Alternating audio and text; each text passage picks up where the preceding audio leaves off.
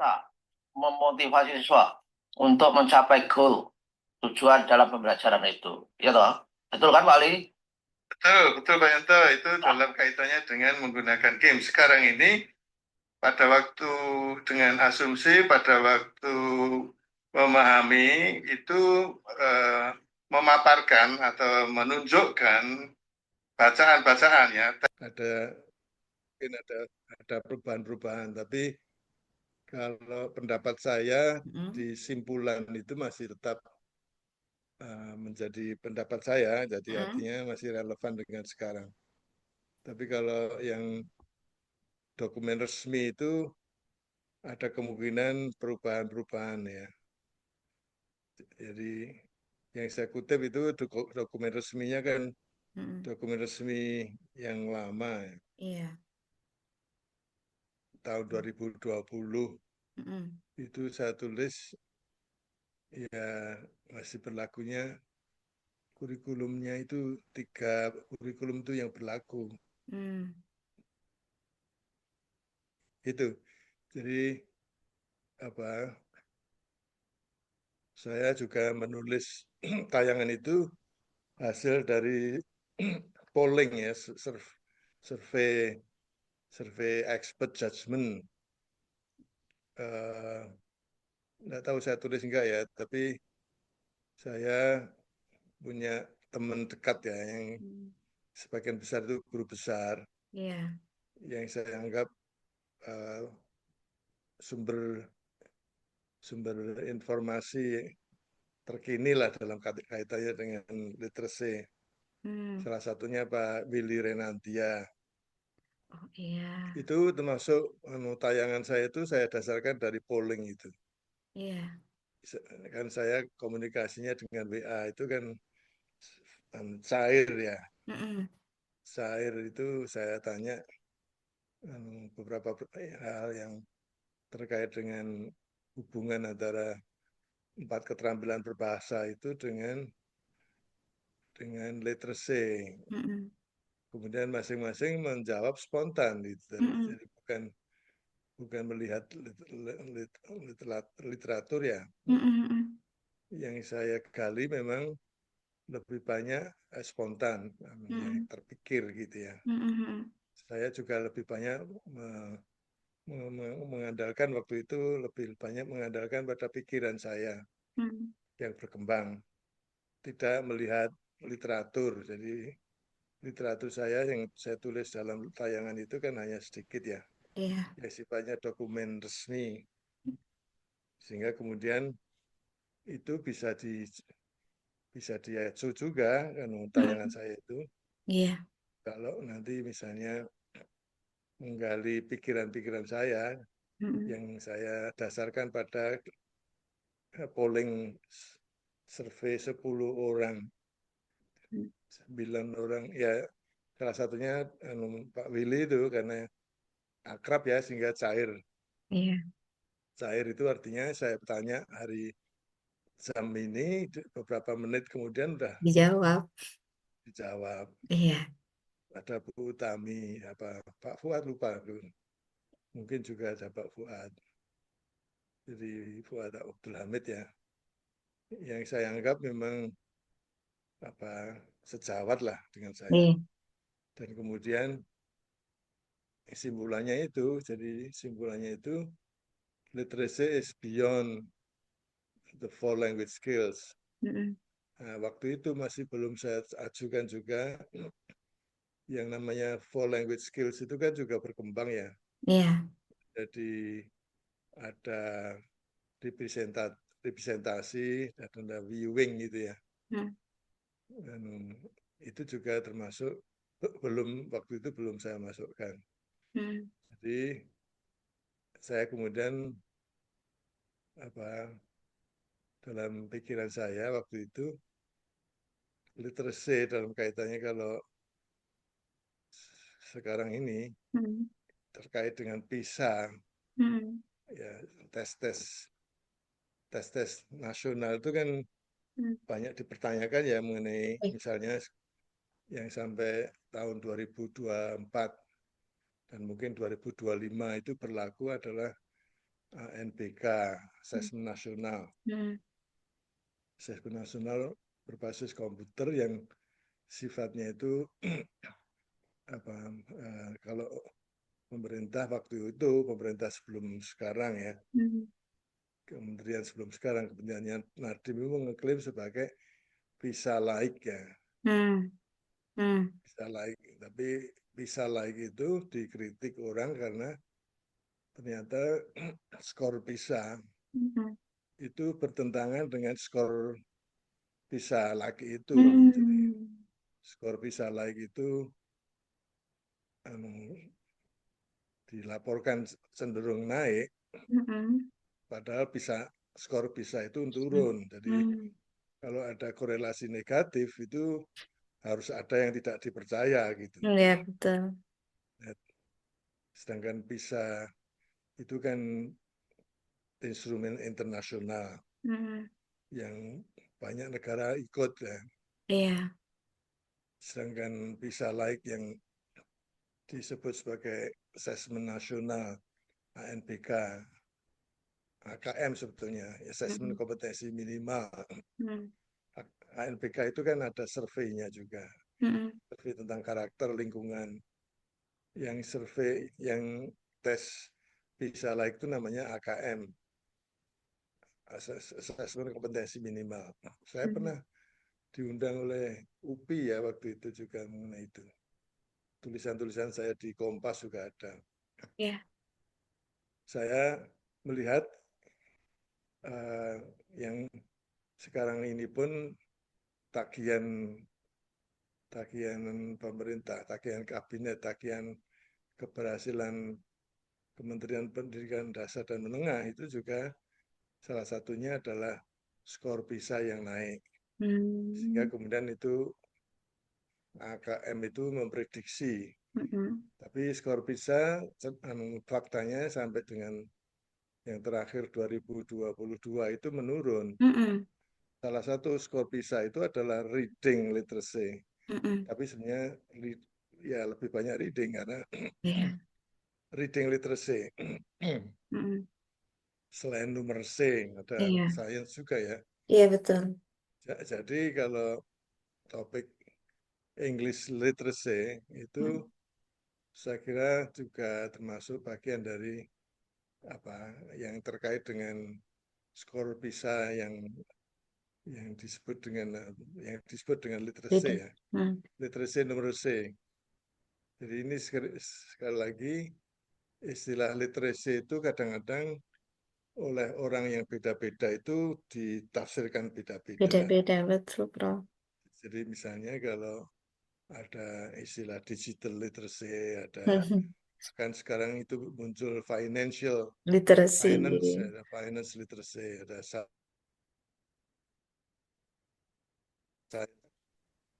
punya pemahaman beda ya. Iya. Kalau dari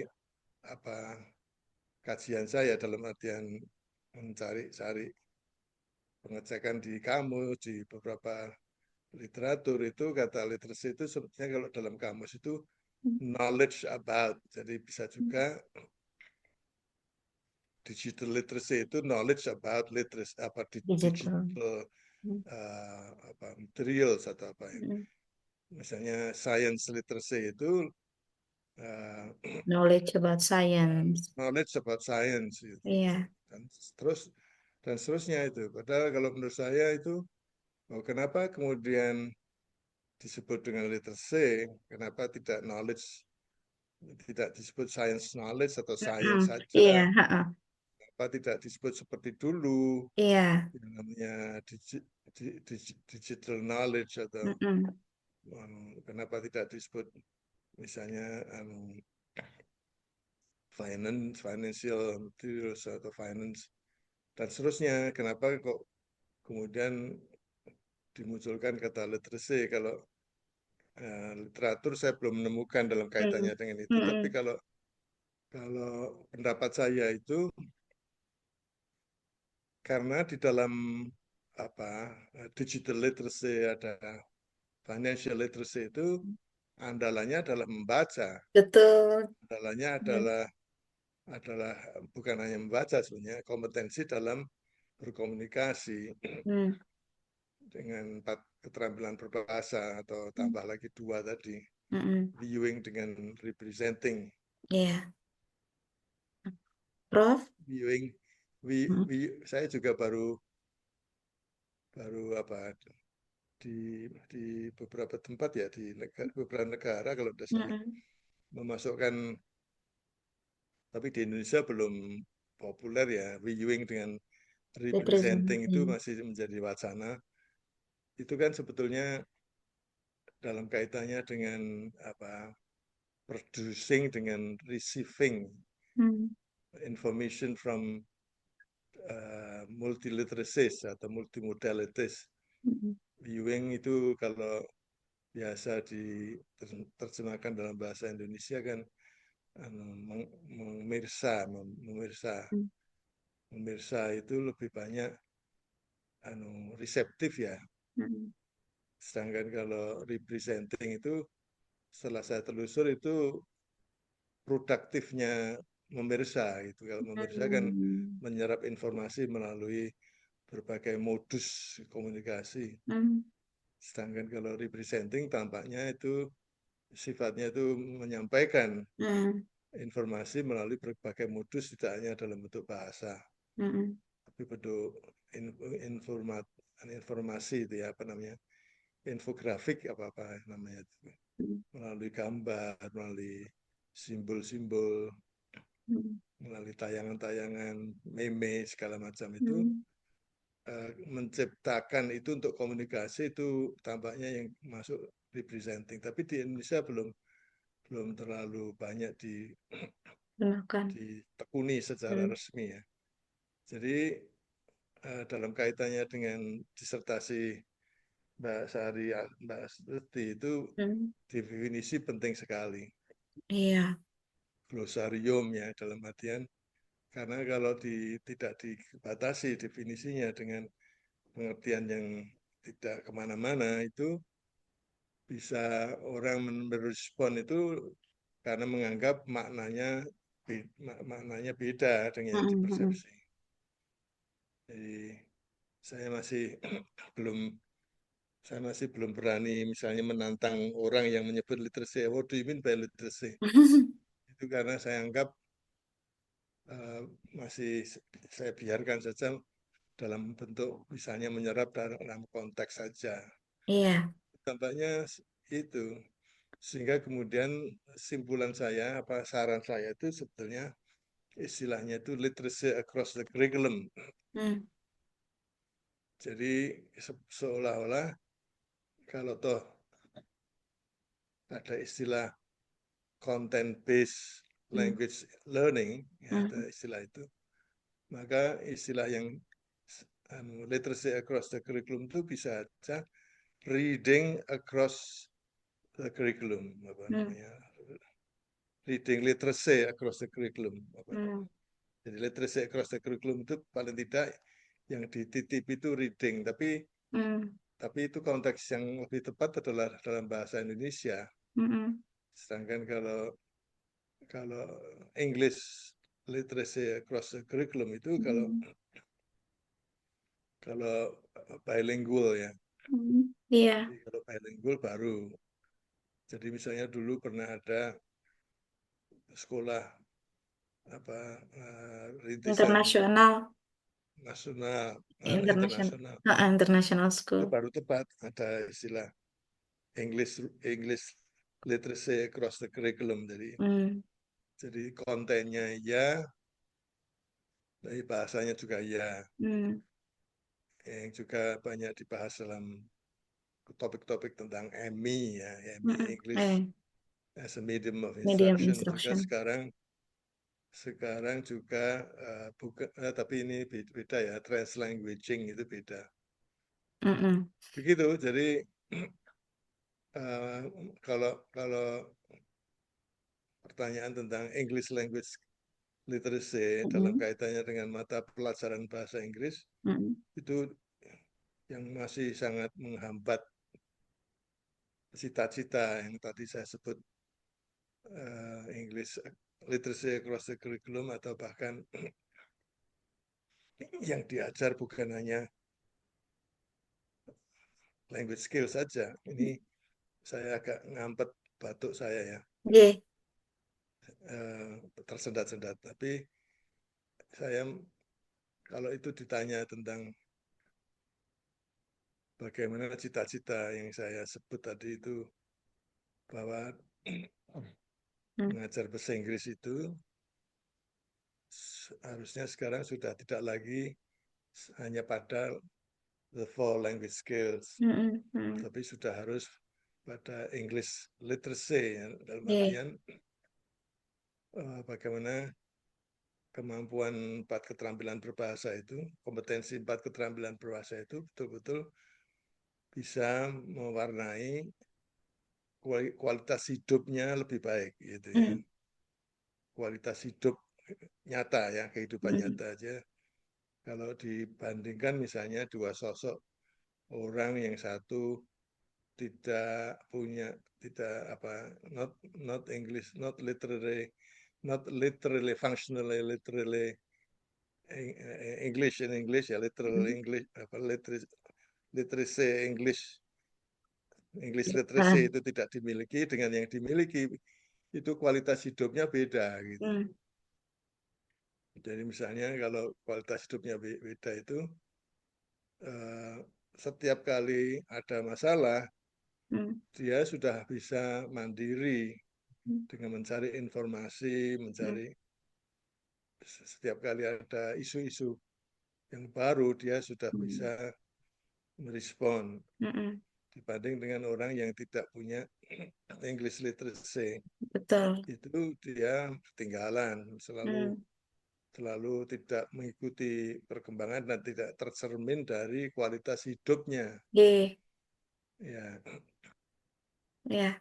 jadi saya misalnya pernah dalam satu forum, ya sebenarnya itu maunya saya mau diberi waktu untuk tausiah di keluarga, di pertemuan Nggih. keluarga. Agak banyak yang hadir ya.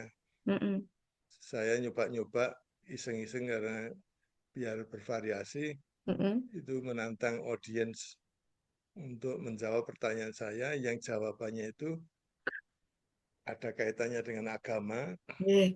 yaitu masalah puasa, dengan informasi yang tersedia di internet melalui HP.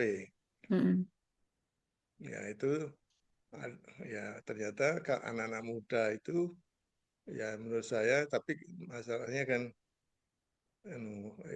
kebahasaan ya, dalam artian informasi itu tidak selalu menuntut bahasa Inggris ya. Jadi ya dengan cepatnya jawaban, tapi orang-orang tua nggak ada yang benar dalam kaitannya menjawab pertanyaan saya tadi. Ya, jadi kelihatan kalau dalam kehidupan nyata itu orang yang punya literacy, yang itu functional literacy, tapi functionalnya ini bisa juga bahasa apapun ya, karena sekarang digital literacy itu kan tidak menuntut bahasa Inggris saja sekarang. Iya. Jadi itu kalau menurut saya, sekali lagi, pembelajaran literacy in English ya, dalam mata pelajaran bahasa Inggris itu masih sangat jauh dari cita-cita saya, dalam artian itu tadi across the curriculum, apalagi cross the curriculum. Untuk mata pelajaran bahasa Inggris saja masih sangat terbatas. Itu karena mutu gurunya ya. Ya, jadi yang saya tembak mestinya itu pada pendidikan gurunya di kurikulum prodi pendidikan bahasa Inggris S1, di kurikulum PPG untuk menjadi guru bahasa Inggris yang profesional itu. Nah, tampaknya itu tenang-tenang saja itu di prodi pendidikan bahasa Inggris itu. Saya misalnya masih ingat dulu, masih zaman dulu itu sampai sekarang juga masih sangat banyak yang mengadopsi itu, yang ada istilahnya itu language apa namanya, skill courses dengan content courses. Hmm. Skill courses itu masih saja reading one, reading two, reading Hmm. three, Hmm. listening one, listening two, listening three. Hmm. Padahal sebetulnya sudah lama ada inspirasi yang Hmm. sebelum, ya sudah lama, awal abad ini, Hmm. itu adanya terobosan dari tes IBT TOEFL itu ya. Hmm. Tes IBT TOEFL itu kan ada independent writing, independent Hmm. speaking, ada integrated writing, Hmm. integrated speaking, Hmm. mengkombinasikan kemampuan menyerap informasi dari Hmm. membaca dan menyimak untuk Hmm. kemudian disampaikan setelah Hmm. diolah dalam bentuk tulisan, dalam bentuk ngomong. Itu tidak dilatih, tidak ada kurikulum tersendiri untuk itu. Hmm. Hmm. Jadi itu hanya sangat tergantung pada kreativitas dari para dosennya. Tapi sebagai kurikulum saya masih belum belum di belum dapat informasi paling Hmm. enggak, karena Belum saya belum terlihat ya, Prof. melakukan kajian. Jadi itu Hmm. termasuk kajian yang diperlukan itu, apakah Hmm. kurikulum prodi pendidikan bahasa Inggris itu sudah mengakomodasi Hmm. tren-tren literacy, karena Hmm. itu termasuk salah satu English literacy itu mestinya Hmm. tidak lagi di kotak-kotakkan menjadi Hmm. 4 keterampilan berbahasa, menjadi 6 itu kalau tambah viewing dengan representing. Presenting. Hmm. Jadi mestinya itu satu keutuhan, Hmm. sehingga kemudian tidak lagi ada, mestinya tidak ada Hmm. lagi ada reading apa namanya, satu, reading one, Hmm. reading two, reading three, writing one, writing through. Itu mestinya tidak ada lagi itu. Hmm. Hmm. Itu kehidupan nyata. Hmm. Kehidupan nyata itu artinya kalau mata pelajaran bahasa Inggris di SD, SMP, SMA, itu kan kehidupan nyatanya kan mereka bisa komunikasi menggunakan bahasa Inggris dengan orang-orang yang tidak bisa berbahasa selain bahasa Inggris. Hmm. Dan itu tidak hanya untuk mendengar saja, Hmm. tidak hanya untuk ngomong saja, tapi dia harus ngomong dasarnya apa yang didengarkan Didengar. sebelumnya, Betul. nyambung. Kemudian dia juga membaca informasi, Hmm. dan kemudian informasi yang dibaca itu tadi dimasukkan dalam paparan poin-poin dalam speaking. Hmm. Nah, itu yang kehidupan nyatanya kan begitu. Hmm. Hmm. Betul, Jadi Prof. sekali lagi, literacy beyond language skills itu untuk memastikan bahwa Hmm. pada dasarnya pembelajaran bahasa Inggris itu betul-betul berdampak nyata pada kualitas hidup Hmm. para lulusannya. Nah, Hmm. itu Iya, kalau direkam pakat. itu saya kira ini menjadi pendapat saya sudah lama, sampai sekarang masih belum berubah. Iya, Prof. Jadi sekali lagi itu tambah dua itu yang mungkin perlu dipopulerkan itu pada kehidupan nyata itu kan, ya media informasi itu kan tidak hanya dalam bentuk kebahasaan yang sifatnya verbal itu ya, tapi yang non verbal. Hmm. Dan juga misalnya kalau dalam komunikasi di WA itu kan memilih apa ikon apa namanya itu, ikonik wajah wajah itu kan sebenarnya juga Emoticon. emoticon ya, Heeh. itu juga itu kan juga representing itu kalau Iya, itu ya, betul, betul, Prof. mengkombinasi terus menambah itu bisa aja malah lebih kuat Mm-mm. apa pesan, atau untuk menghindar dari apa menghindari wajah apa namanya, agar tidak membuat orang malu atau apa gitu. Nah itu kalau saya sarikan catatan pertanyaan wawancara itu seperti itu.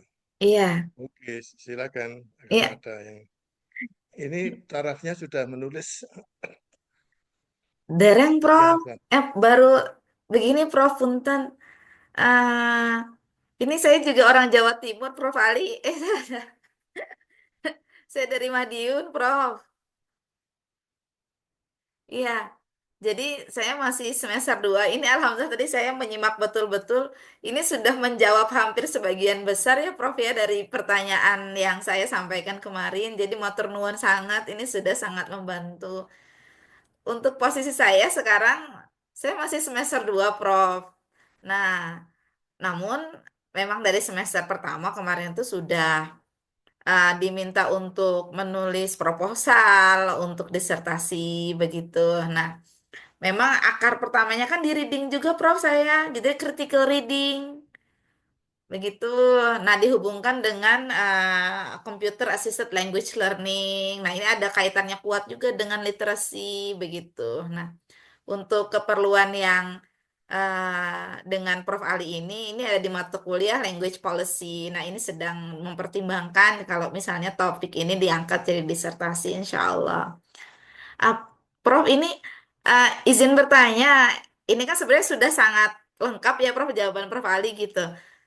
Em, saran gitu, saran dari Prof gitu untuk em, pemerintah saat ini terutama untuk kebijakan di pendidikan. Kalau saya tidak salah, kemarin itu kan di koran ya kan sempat saya baca juga.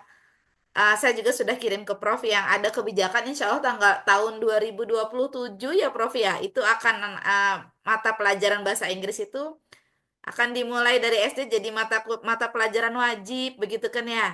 Nah, kemudian tentang wacana untuk merekrut bukan merekrut ya, tapi apa namanya melakukan pelatihan untuk sekian banyak guru bahasa Inggris begitu ya supaya kemampuannya meningkat. Nah, dalam wacana Prof, apakah dua hal yang saat ini sedang diwacanakan oleh pemerintah itu bisa menjadi salah satu alternatif begitu untuk pengembangan English literacy di Indonesia?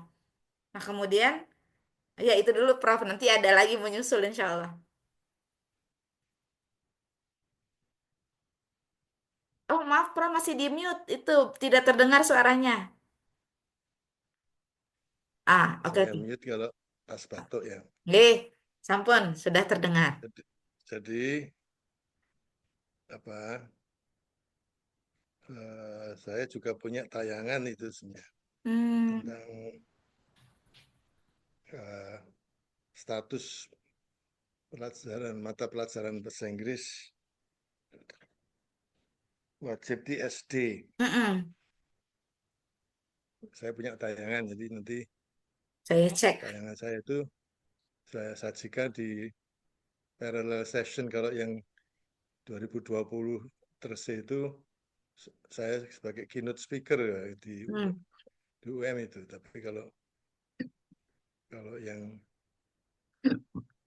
tentang SD itu mm-mm, anu, Teflon International Conference di UP tetapi parallel session. hmm, Nah, itu masih saya kembangkan lagi menjadi keynote speaker pada apa eh, tang- Agustus ya, awal Agustus yang menyelenggarakan itu Peltin namanya,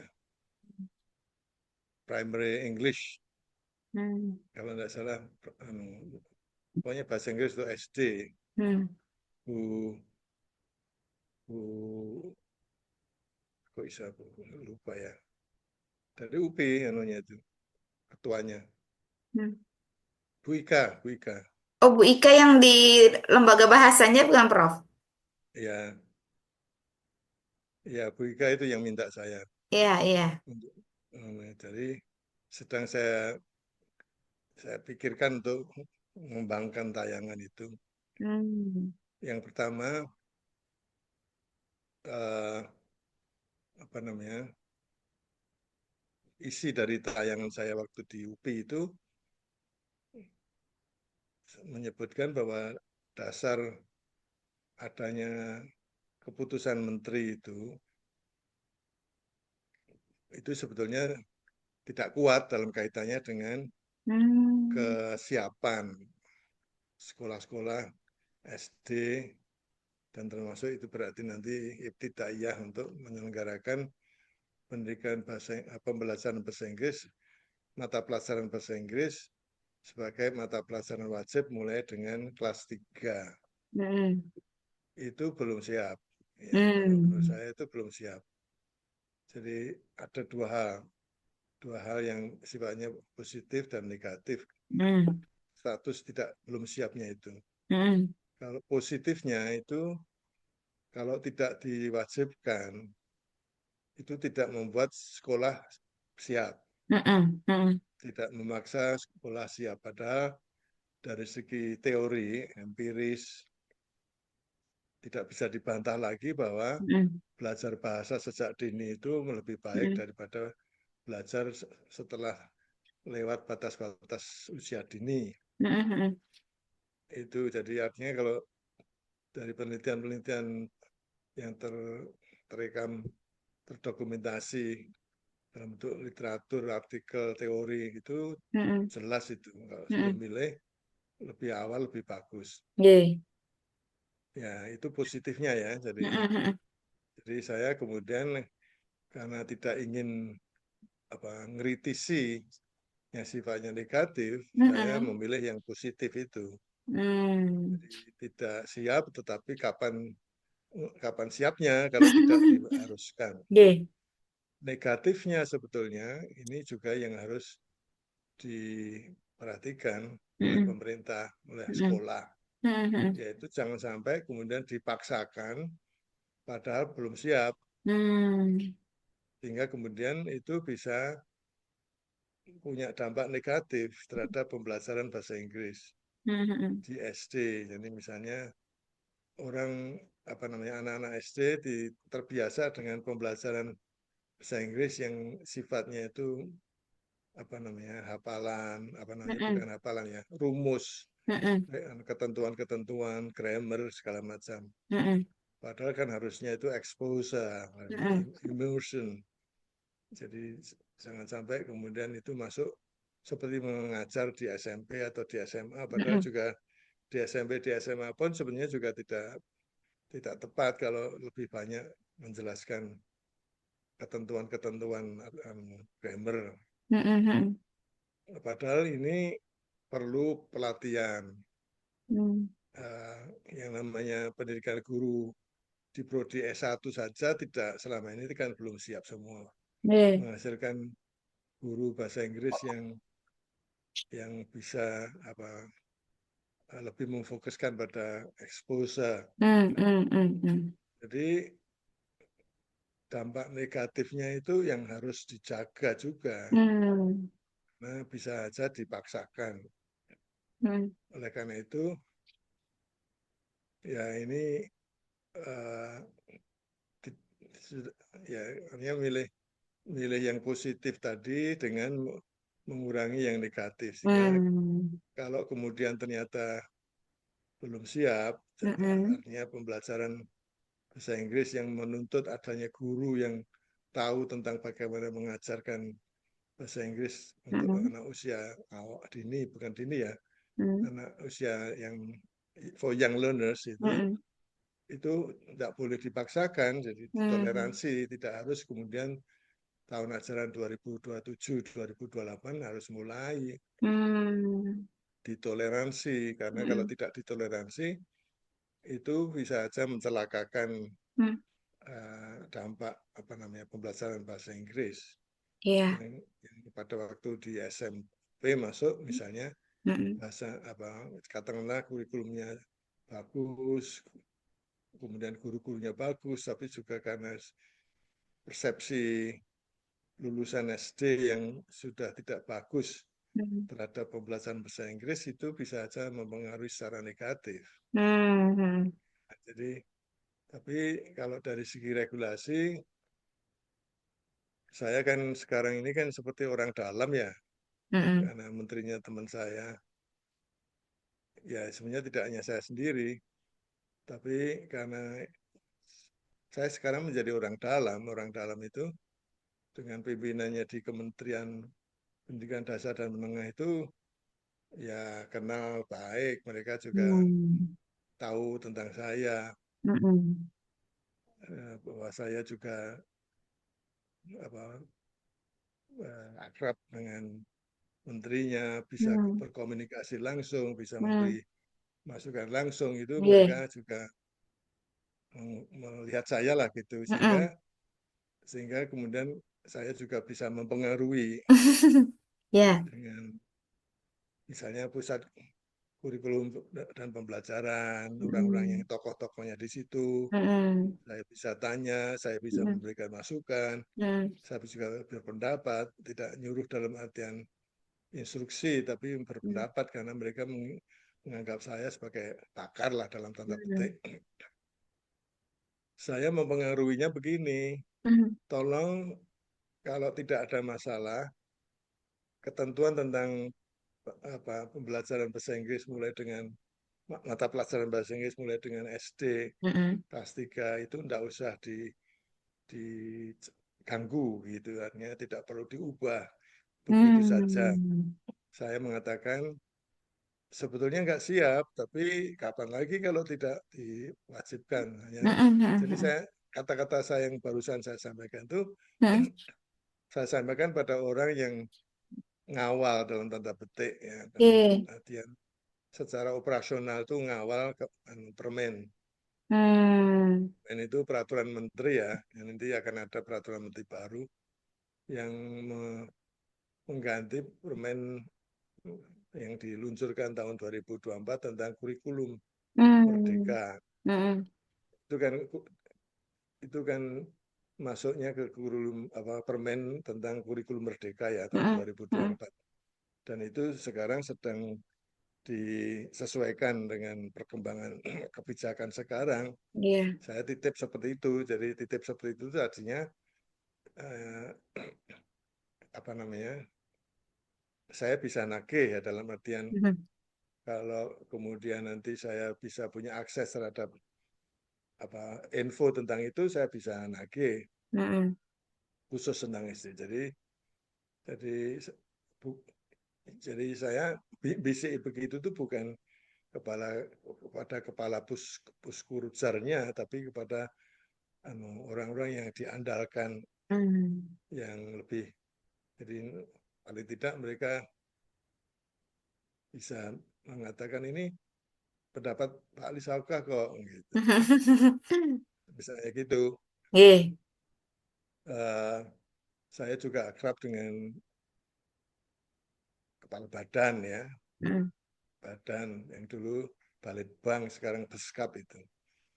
Jadi mengenai ketentuan itu saya tidak punya catatan kecuali ingin tetap mempertahankan itu. Dan wacana yang Mm-mm. hidup itu tidak pernah ada tentang bagaimana yang semula menjadi yang dalam Permen 2024 itu mata pelajaran SD wajib mulai kelas 3 itu tidak pernah ada Hmm. wacana mengubah, mengganti, tidak setuju atau apa itu Oh tidak iya ada. iya Karena iya iya.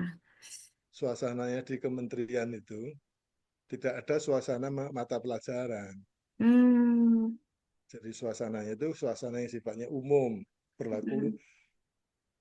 untuk semua. Padahal setiap mata pelajaran punya kekhasan. Bahasan betul, Prof. Jadi ya artinya kalau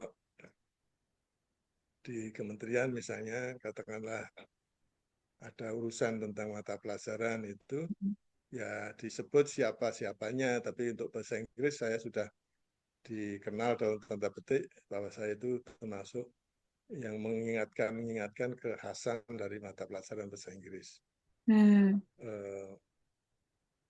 Jadi artinya tentu kalau itu tidak lagi dipermasalahkan, Mm-mm. gerakan menghasilkan guru bahasa Inggris. Mm-mm. Dan saya kira saya sudah memberi opini saya, nanti Iya, akan saya betul. elaborasi lagi Nggih. tentang guru bahasa Inggris itu. Mm-mm. Betul. Karena kalau seperti misalnya di Malang itu kan hanya dalam bentuk mata kuliah English for Mm-mm. Young Learners 12 SKS atau berapa. Iya. Saya sarankan ekstrimnya itu bisa saja dalam bentuk konsentrasi. Bahkan mungkin Hmm. saja konsentrasi ya. Jadi konsentrasi itu Iya. artinya sebetulnya seperti prodi sendiri, tetapi Hmm. karena kalau dijadikan nomenklatur prodi sendiri kan terlalu Hmm. lama ya. Benar. Itu prodinya tetap prodi pendidikan bahasa Inggris, tapi di Hmm. dalamnya ada konsentrasi yang seperti prodi, Hmm. yaitu prodi English for Young Learners, Hmm. prodi English for General Learners atau apa Hmm. gitu. Hmm. Yang sekarang menjadi kurikulumnya prodi pendidikan bahasa Inggris secara mainstream itu Hmm. saja yang kira-kira diambil oleh semua yang tidak tahu arahnya mau kemana.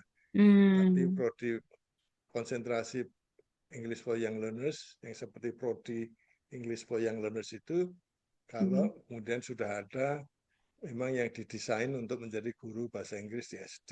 Iya. Hmm. Ya, itu saran saya. Jadi Iya. saya tidak punya forum untuk mengatakan itu Hmm. selain mungkin nanti kalau menjadi keynote speaker di Hmm. atau saya juga bisa menyuarakannya di forum Teflon Conference International Conference Hmm. di Malang. Ini masih Iya. belum memutuskan apakah saya, tapi kalau di Malang nanti itu Hmm. Oktober ya, itu saya hanya milih disajikan dalam bentuk paralel, sesi paralel Oh saja. ya. Hmm. Sesi paralel itu artinya setiap saat saya bisa berubah topik Hmm. saya. Hmm. Hmm. Hmm. Ya. Nah, gitu. Jadi Matur nuwun. mengenai Nggih. English for Young Learners. Ya, Prof, terakhir boleh, Prof. Ada satu aja terakhir ini. Iya, Prof, em, kan terlepas dari mata pelajaran bahasa Inggris yang di sekolah maupun kita bicara bahasa Inggris di lingkup kampus ya, Prof, itu kan di lingkup formal ya, Prof ya. Begitu. Nah, apakah Prof ada wacana juga gitu, bagaimana supaya bahasa Inggris ini bisa lebih merakyat begitu, Prof gitu? Apakah memungkinkan gitu dalam pandangan Prof gitu ada semacam gerakan-gerakan gitu untuk lebih menguatkan kemampuan bahasa Inggris gitu di kalangan masyarakat, terutama yang tadi ya, Prof ya, mungkin untuk orang-orang yang tidak terlalu akrab dengan bahasa Inggris, kemudian juga tidak punya kemampuan misalnya untuk ikut kursus bahasa Inggris gitu. Jadi supaya akar rumput itu bisa lebih dekat dengan bahasa Inggris itu dalam bentuk mungkin gerakan literasi begitu dalam wacana Prof. Bagaimana, Prof? Saya sudah berpikir juga ke arah sana. Hmm. Ini sebetulnya keputusan politis dalam artian kebijakan ya, politis dalam Nggih. artian kebijakan, yaitu mengubah status bahasa Inggris bukan sebagai bahasa asing, Nggih. tapi sebagai bahasa kedua. Second language ya, Prof. Ya, Hmm. jadi itu sebetulnya tidak mengubah secara teoritis Hmm. bagaimana kemudian, tapi mengubah sikap orang pada mindsetnya itu Hmm. bahwa secara resmi Hmm. bahasa Inggris bisa digunakan untuk forum-forum tertentu. Hmm. Ya, jadi misalnya ada komunitas yang juga ingin mengembangkan English literacy Hmm. itu itu seperti seperti bahasa daerah statusnya ya. Ya, ya, ya. Jadi kalau di masyarakat di Solo misalnya kalau ada acara-acara resmi kampung itu pakai bahasa Jawa tuh. Hmm. Hmm. Nah, pakai bahasa Jawa. Jadi kalau kemudian misalnya katakanlah dalam konteks interaksi sosial Hmm. itu ada orang-orang satu dua saja yang berbahasa Inggris, maka kemudian forum itu bisa menggunakan bilingual atau pakai Hmm. bahasa Inggris sebagai bahasa kedua. Hmm. Jadi kalau menurut saya dampak kebijakan politis, ya, politis dalam artian kebijakan, policy ya, Hmm. bukan politik dalam artian partai ya, Nggih. itu memang keberanian, Hmm. tapi saya tidak melihat ada figur yang kuat untuk itu. Hmm. Hmm. Hmm. Jadi uh, juga mungkin saja bisa ada resistensi dari masyarakat. Katakanlah Hmm. misalnya Pak Menteri sekarang, kalau saya misalnya katakanlah memberi masukan mengenai bagaimana bahasa Inggris itu lebih banyak bisa ditingkatkan mutunya, dengan salah satunya itu mengubah status dari bahasa asing menjadi bahasa kedua, seperti bahasa di Malaysia, bahasa Inggris di Eh. Malaysia misalnya. Itu resistensi masyarakat itu banyak yang tidak suka sama menteri, itu senjata Mhm. Ya. untuk menjatuhkan menteri ya. Jadi saya Mhm. tidak sampai hati Nggih, siap, siap. itu harus tokoh masyarakat Mhm. yang mungkin partai, orang-orang partai yang kemudian risikonya itu risiko ke partai ya. Artinya ke Iya, partai itu tidak ada risiko jabatan. iya. Nah, itu tolong coba cocokkan dengan, kalau ini mau jadi topik ya, Mhm. tanyakan pada teman-teman saya supaya sejawat, bagaimana kalau status bahasa Inggris di Indonesia itu tidak lagi menjadi bahasa asing tapi menjadi Mhm. bahasa kedua. Kedua. Kira-kira dampaknya positif apa, dampaknya negatif apa. Iya, Itu bisa saja menjadi kajian itu. iya. Kemudian juga bisa mengkaji di negara-negara, apakah dulu di Malaysia pernah juga ada perubahan status Hmm, hmm. di negara lain di ASEAN, Nggih. apakah pernah ada perubahan status. Kalau secara teoritis kan sebenarnya tidak banyak bedanya antara TESOL dengan TEFL gitu Travel, ya. heeh, nggih. Ya gitu. Jadi Iya. menurut saya juga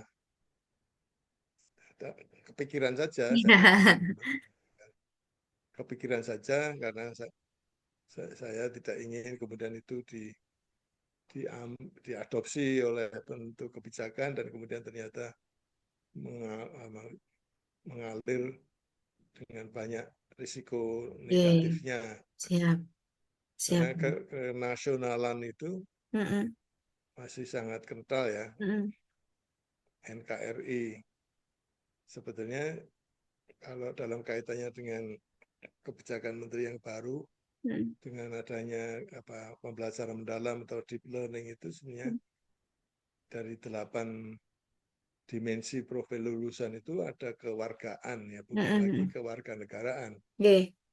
Kewargaan itu sengaja tidak ditulis kewarganegaraan karena kewargaan kita ini Mhm. bukan hanya warga negara tapi warga internasional, warga Nggih, dunia betul. gitu. Ya.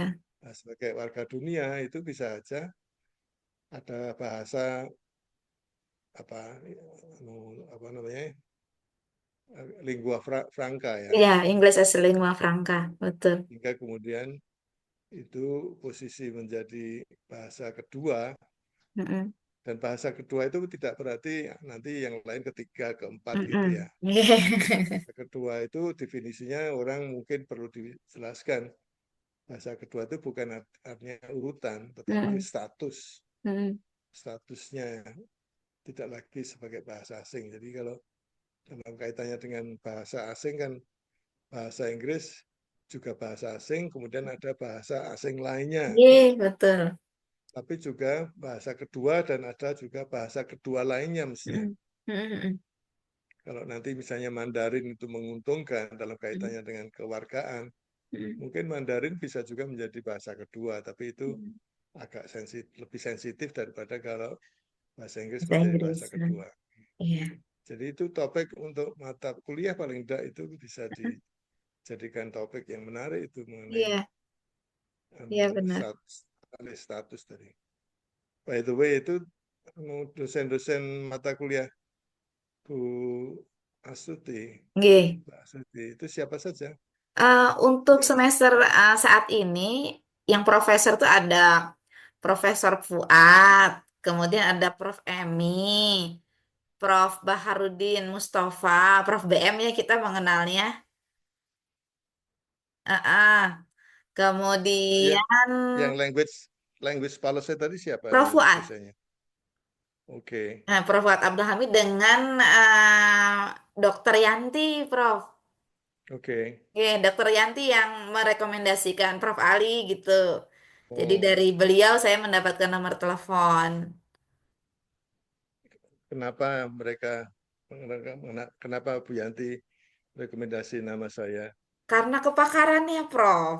Begitu. Oke. Heeh, jadi satu pertimbangannya kan ada tiga ahli pada awalnya ya, Prof ya. Pada awalnya tiga ahli. Kemudian karena pada awalnya saya belum kenal dengan Prof, saya mengusulkan Bu Yanti, apakah saya boleh yang di UPI saja begitu profesornya. Nah, namun Bu Yanti kurang Bu Sari begitu ya. Untuk kepakaran ini saya rekomendasi Prof Ali. Nah, lalu saya bilang saya belum kenal. Tapi Bu Yanti bilang Prof Ali baik sekali orangnya gitu. Oh ya sudah, jadi saya memberanikan diri. Sebelum Prof itu saya menginterview Prof Ali masih kenal Bu Wahidah kah? Bu Siti Iya, Wahidah. itu yang uji saya. Uji di Sydney Betul, betul, betul. Saya kemarin disertasinya. itu apa namanya berkunjung ke rumah beliau kan di Jakarta ya Prof ya. Ya, Nah, beliau juga dulu apa namanya pembimbing skripsi dengan tesis saya ketika di UNJ begitu. Jadi kemarin silaturahmi ke tempatnya ya, beliau ada salam juga Prof. Jadi saya sampaikan ke Bu Wahidah, Ibu punten nanti insya Allah saya akan interview Prof Ali begitu. Nah, beliau semangat sekali mendengarnya gitu. Ah ya, ya. mudah-mudahan nanti ada wacana baru. Nah, ini yang disampaikan sama Prof tadi itu banyak banget apa kesamaannya dengan yang kemarin disampaikan dengan Bu Wahidah gitu terkait dengan literasi, kemudian functional tadi ya, Ya. functional English functional tadi gitu. Jadi tidak hanya sekedar 4 language skill, tapi kemampuan untuk melakukan sesuatu gitu dengan goal tertentu gitu dalam penggunaan bahasa Inggris. Begitu. Oke, Ah, salam saja untuk dosen-dosen tadi yang disebut tadi itu semua sahabat-sahabat akrab saya. ya,